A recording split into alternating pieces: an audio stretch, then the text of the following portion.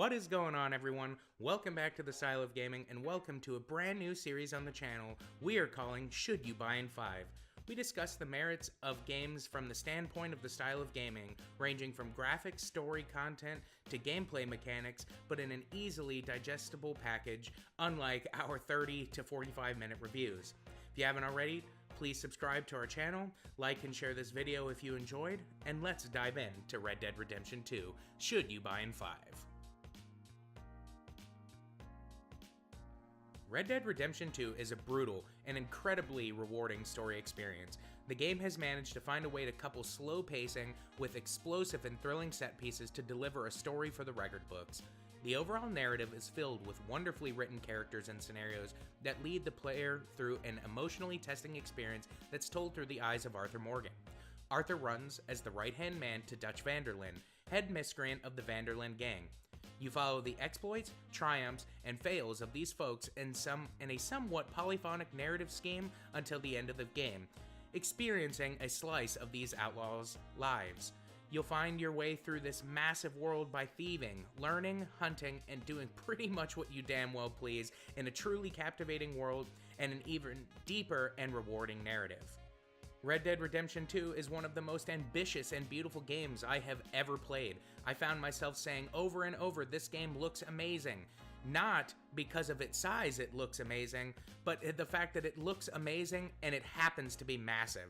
From candlewicks dancing with the natural volumetrics of lighting to environmental deformation, this game is unbelievably gorgeous, allowing immersion in any way the player sees fit. From voraciously patting dogs to duels and gun shootouts, you can interact with Red Dead 2 on any layer you choose, easily being one of the most immersive titles I've ever played. The world is rendered so well between weather and day and night cycles on top of the rich set of biomes that you explore in the game. It truly allows you to immerse yourself as Arthur and get lost in numerous sets, stories, and game mechanics. Say howdy to every person you've met, hunt a massive compendium of fauna, pick a multitude of flora, rob a train, or a saloon, or the gun store. It doesn't matter. Rob everyone. Rob everything. Everyone's getting robbed. Be careful though. There is a morality system in the game. Kill the law, use an outlaw, baby, but gain honor back by interacting with the world in a casual way. Help strangers, talk to people.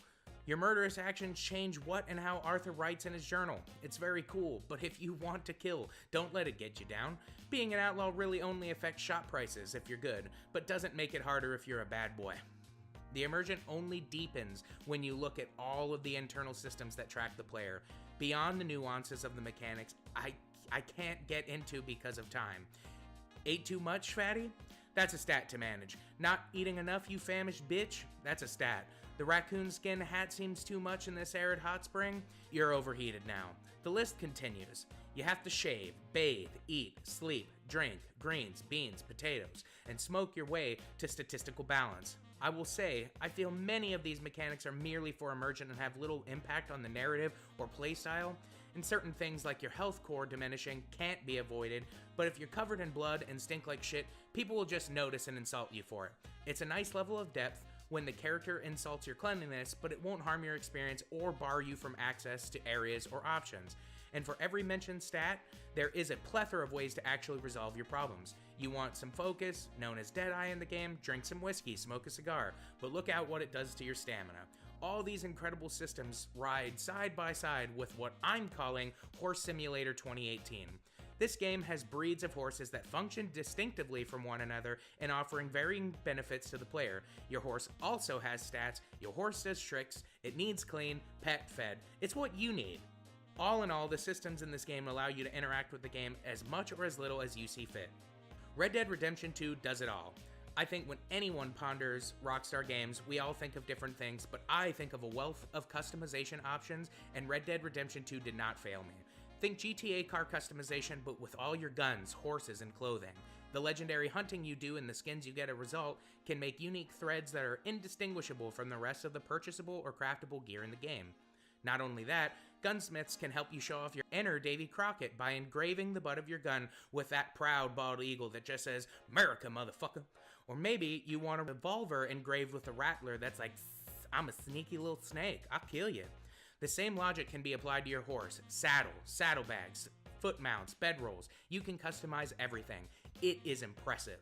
You can walk out of a stable looking like a regal man or a gaudy asshole that's visible from 3 miles away. All in all, this game should not have a short review. There is so much left unsaid, and I feel like I've developed an aneurysm trying to break down the things about this game that make it great in such a short time. Red Dead Redemption 2 is a must-play of 2018 and the only game, in my opinion thus far, that holds a candle to contending with God of War for Game of the Year. Play this right now. Go buy right now.